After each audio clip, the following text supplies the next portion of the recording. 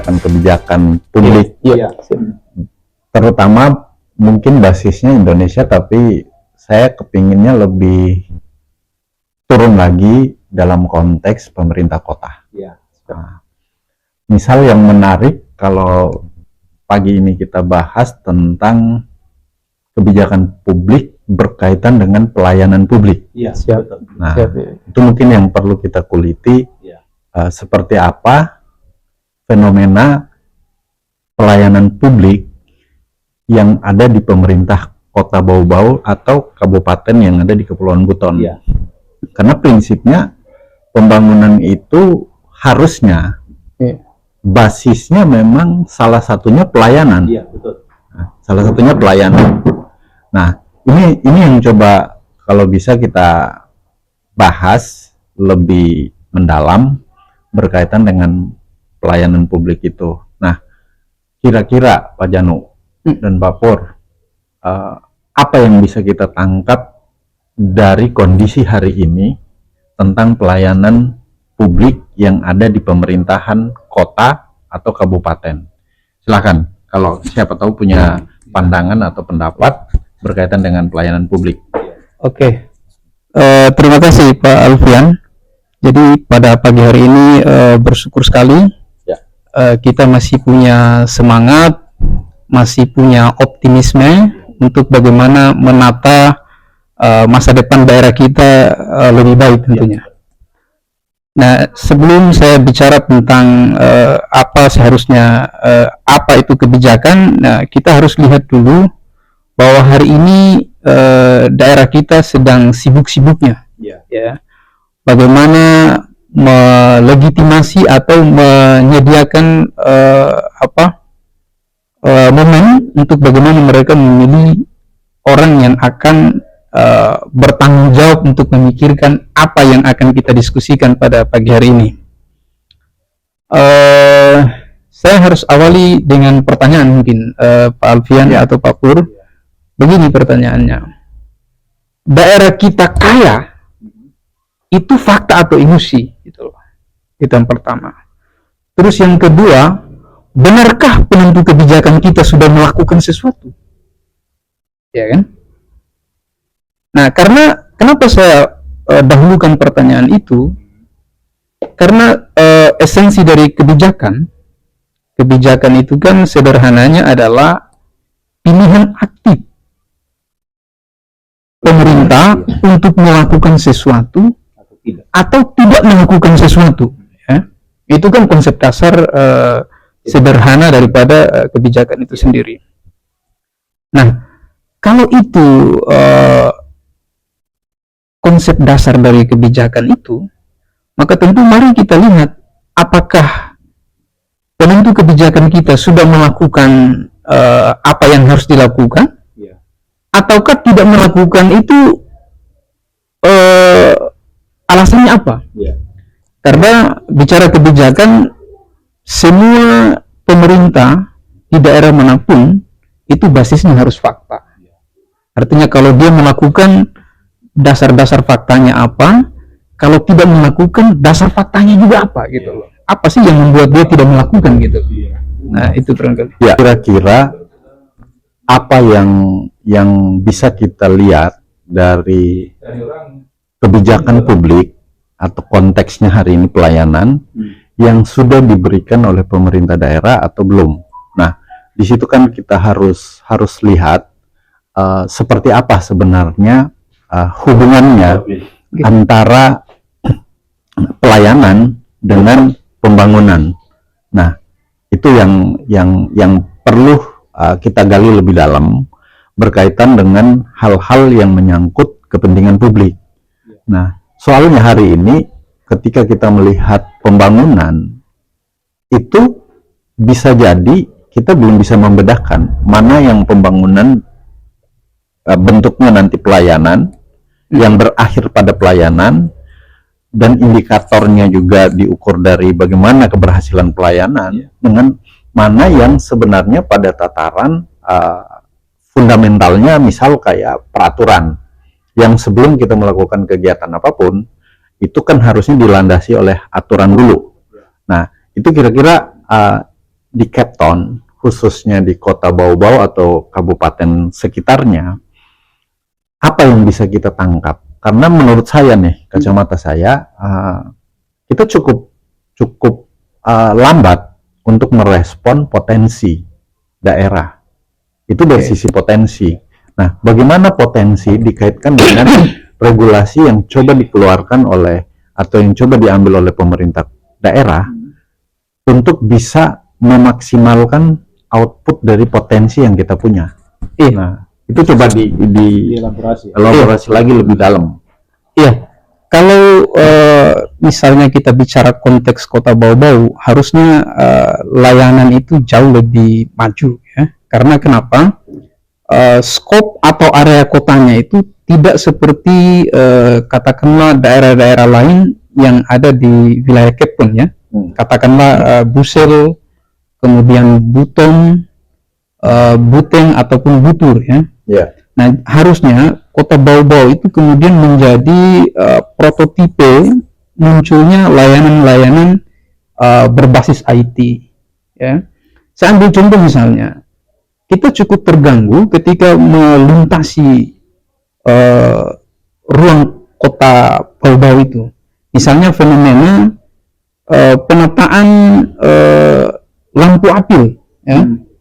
Lampu apil yang ada di perempatan-perempatan jalan ini, itu sama sekali tidak merepresentasi hadirnya pemerintah untuk menata misalnya lalu lintas kita biar ajek terlihat gitu. Yang pertama. Lalu yang kedua, perempatan lampu apil kita juga tidak bisa kita andalkan untuk merepresentasi kehadiran otoritas kuasa di kota untuk bagaimana melihat potensi anak-anak ya kan, yang saya tidak tahu apakah mereka diorganisir atau kemudian itu natural mereka datang di situ. Harusnya kan mereka hadir. Karena begini Pak Pur, seperti yang saya sampaikan di awal tadi, kebijakan itu kan lahir atas pilihan aktif pemerintah, ya kan? Atau kalau tidak melakukan, dia juga harus ada alasannya, ya kan? Nah, kemudian kalau itu dasarnya, maka sebuah kebijakan itu lahir berdasarkan fenomena tertentu, ya, isu tertentu. Nah, hari ini yang ada di perempatan jalan kita itu pertama, lampu apilnya itu sudah tidak merepresentasi kehadiran mereka. Lalu yang kedua, di perempatan kita juga ada fenomena anak-anak yang sesungguhnya harus mereka masih membutuhkan perhatian dari kebijakan sendiri. Saya tidak mau tahu apakah mereka itu diorganisir atau tidak, tapi yang harus kita selamatkan adalah anak-anak di bawah umur yang semestinya mereka harus mendapatkan perlindungan dari orang tua. Kalau secara kebetulan mereka sudah tidak punya orang tua, maka mereka membutuhkan perlindungan dari pemerintah. Nah, ini yang menurut saya, kalau mereka katakanlah memilih tidak melakukan, kan harus ada basis argumentasinya atau faktanya gitu. Kalau Pak Pur, saya mau tambahin ini.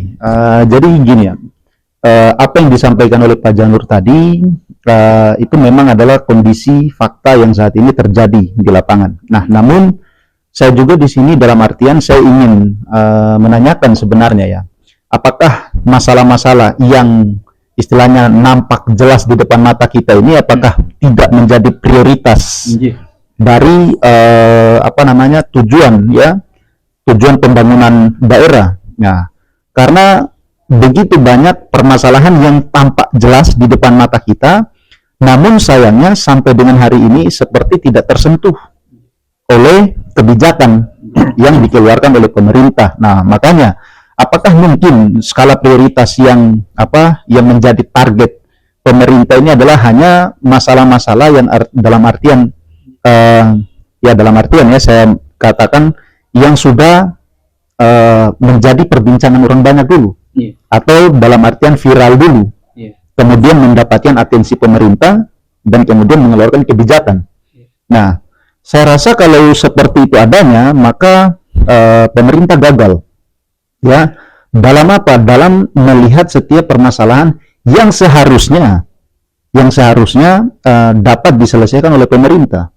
Nah, olehnya itu Saya mengambil juga satu contoh ya di daerah saya di Kabupaten Buton. Nah, di sana itu jujur banyak sekali permasalahan yang tadi tampak di depan mata, namun sampai dengan saat ini itu tidak dilaksanakan, tidak diselesaikan. Justru kebijakan yang seharusnya itu bagi saya pribadi itu sebenarnya itu tidak perlu. Nah, tetapi ya saya tidak tahu ya apakah ada intens tertentu atau apa karena ada tujuan tertentu yakni seperti proyek. Nah, makanya diada-adakan, ini saya tidak tahu. Saya mau challenge sebenarnya gini, pertanyaan saya berkaitan dengan kebijakan dan peran pemerintah daerah. Ya. Misal begini, apa perbedaan konsep memerintah di daerah antara kota besar dalam konteksnya metropolitan dengan kota yang mungkin belum masuk kategori metropolitan atau masih sedang bertumbuh? Nah, seperti pertanyaan yang tadi sempat disinggung juga bahwa ini prioritasnya apa pembangunannya.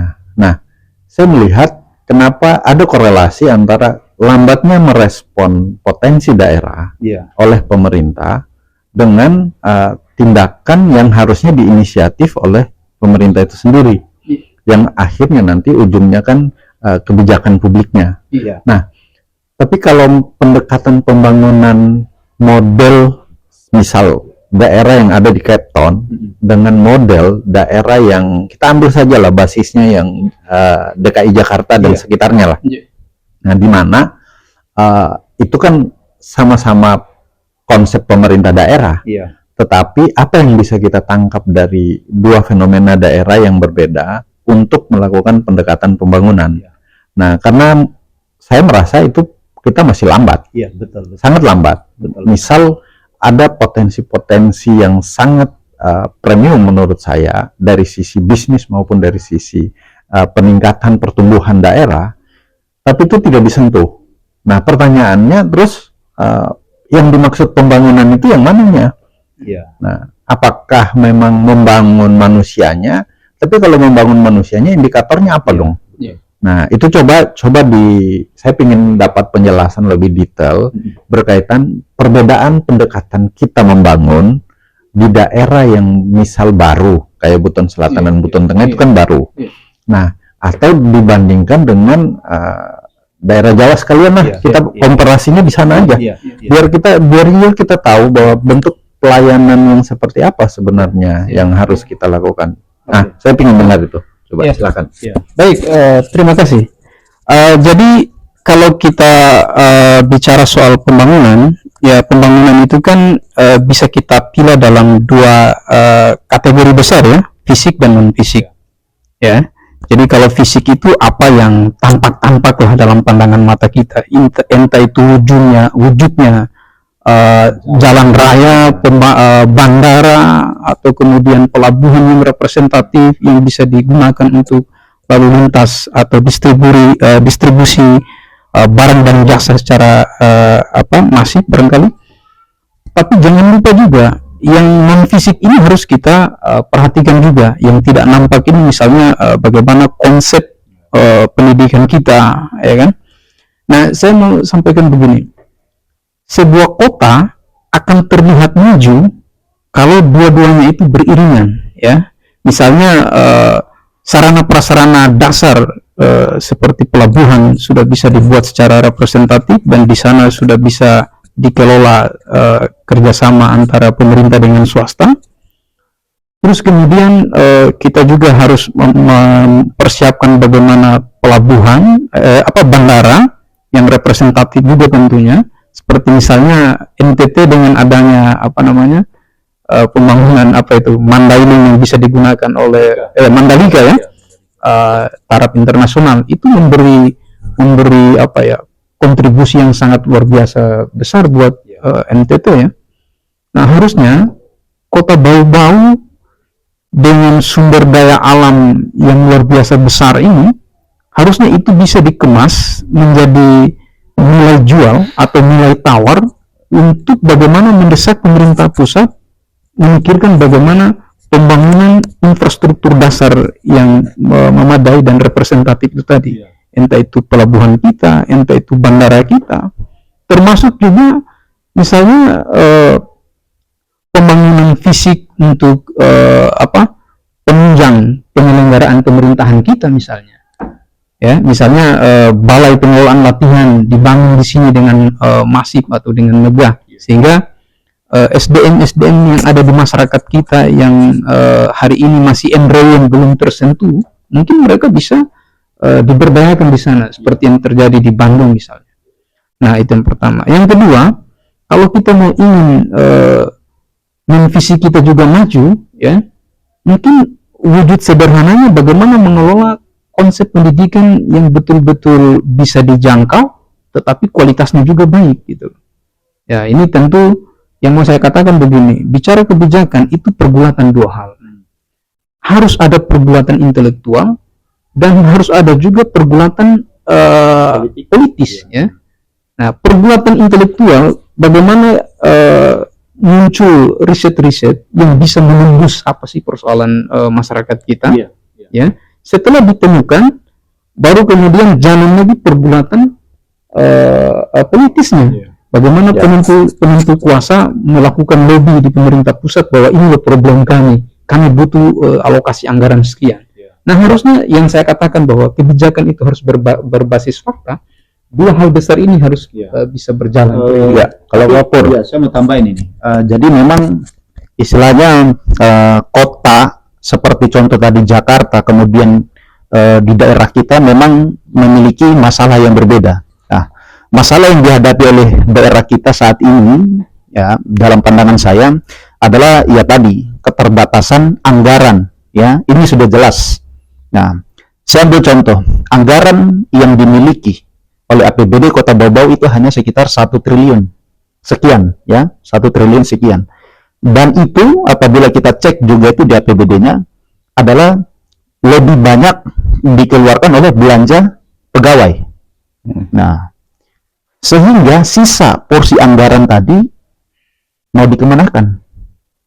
Nah, ya digunakan untuk pembangunan. Kemudian pembangunan lagi ini mau didahulukan yang mana dulu? Nah, memang problem kita adalah anggaran. Olehnya itu, ya, kalau di Jakarta mungkin ya persoalan anggaran ini mereka sudah tidak menjadi soal.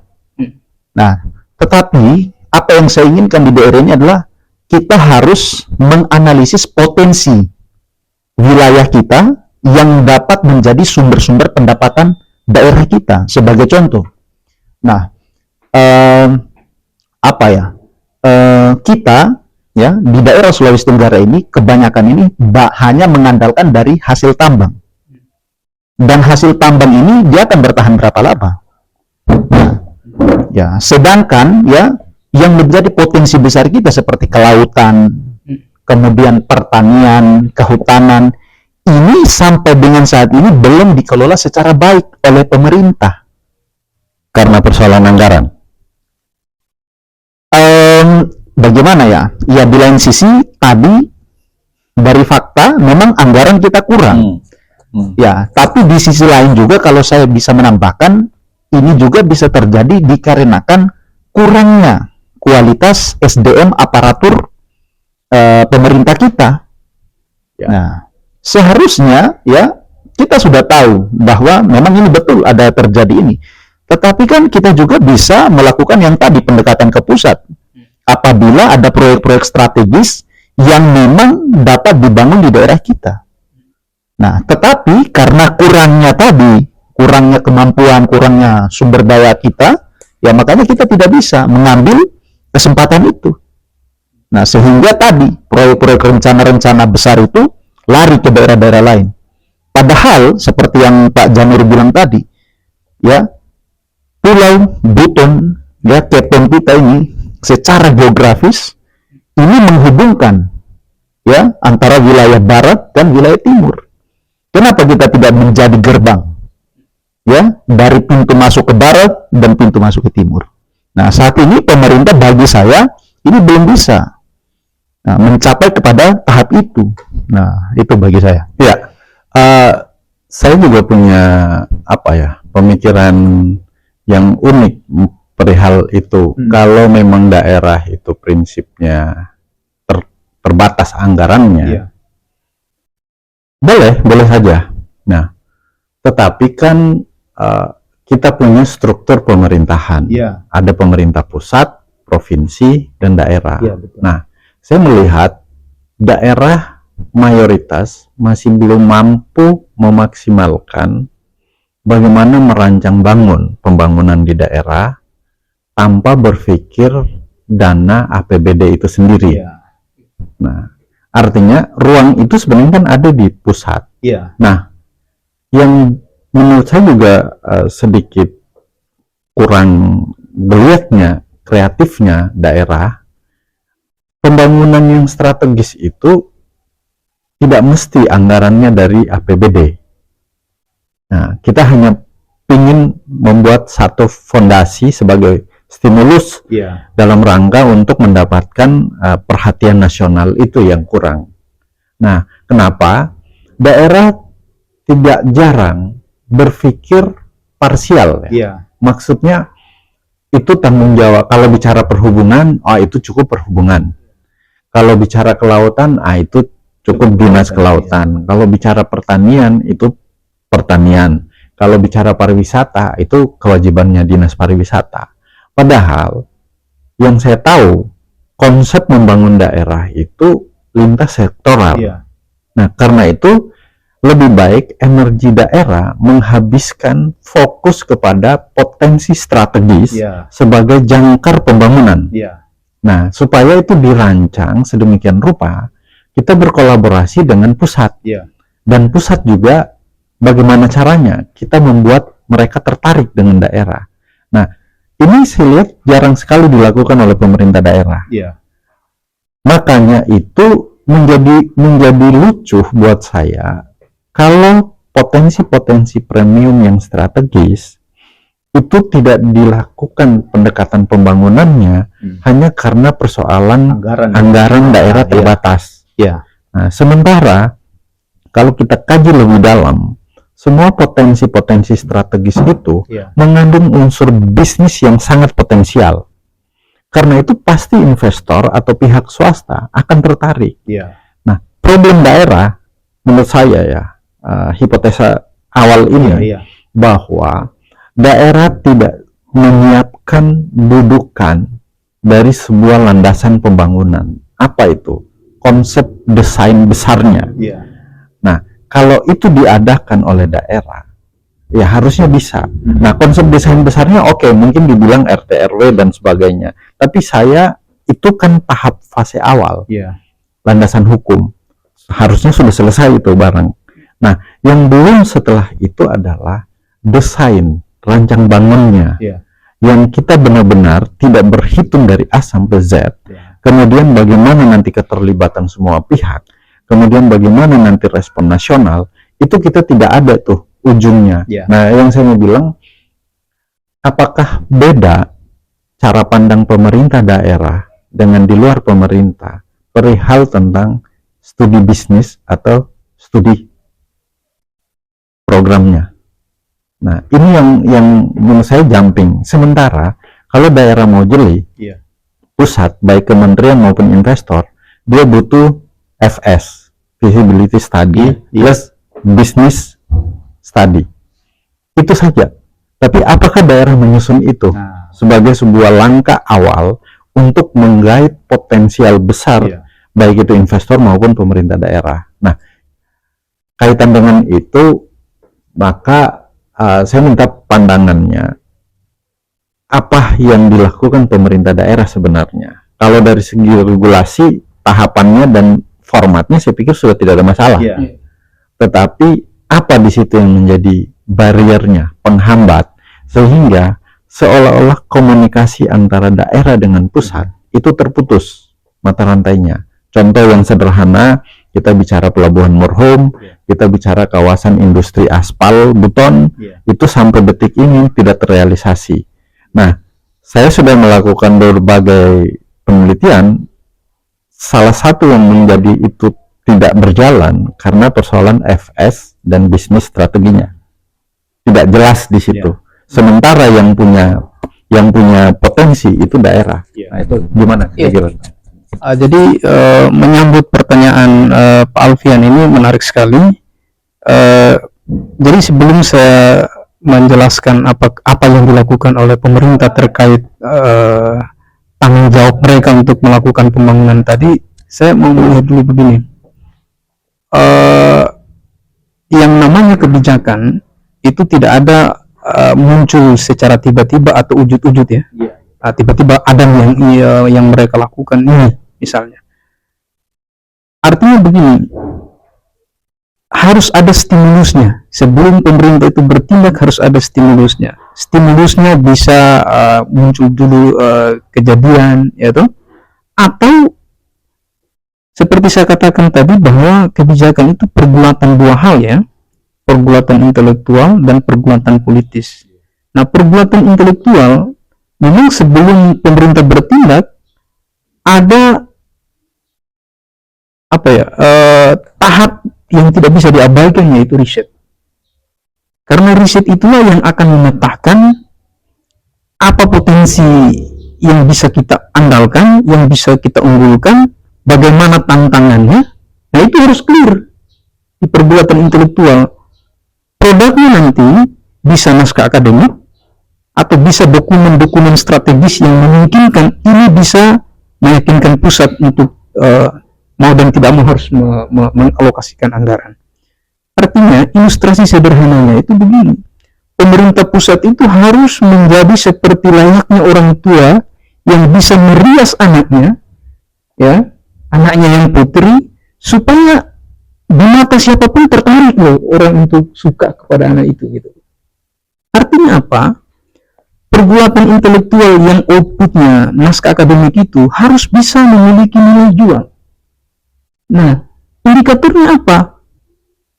Yakinkan bahwa kita punya potensi. Tantangan kami ini, ya kembali kalau ke soal anggaran. Nah, kalau itu sudah bisa dilakukan oleh pemerintah kita, kalau pemerintah pusat tidak bersedia, katakanlah APBN juga mungkin tidak mencukupi, saya kira swasta atau investor itu punya kepentingan untuk bisa berinvestasi di daerah kita. Sangat mungkin lah. Iya, sangat mungkin. Ya. Nah, terus ya yang tidak bisa juga kita abaikan adalah menata soal dinamika sosial di kota itu. Ya, jangan sampai kita ini investor sudah mulai tertarik dengan kota kita, tiba-tiba rusuh lagi di kota itu.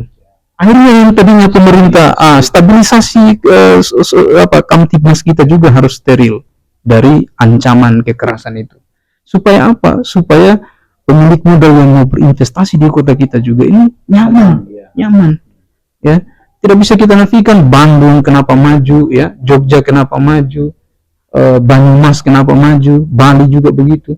Karena mereka mampu meyakinkan ke siapapun yang mau datang di daerah kita bahwa di sini aman. Ya, kalau Bapak. Ya baik. Kalau saya melihat bahwa pemerintah kita ini sepertinya memiliki ego. Ego dalam artian apa? Dalam artian ya bahwa masalah itu dapat diselesaikan oleh hanya pemerintah. Nah, pentingnya keterlibatan semua pihak dalam artian tadi ya istilahnya ya harus ada dari akademisinya. Nah, tapi selama ini kan yang saya melihat bahwa hanya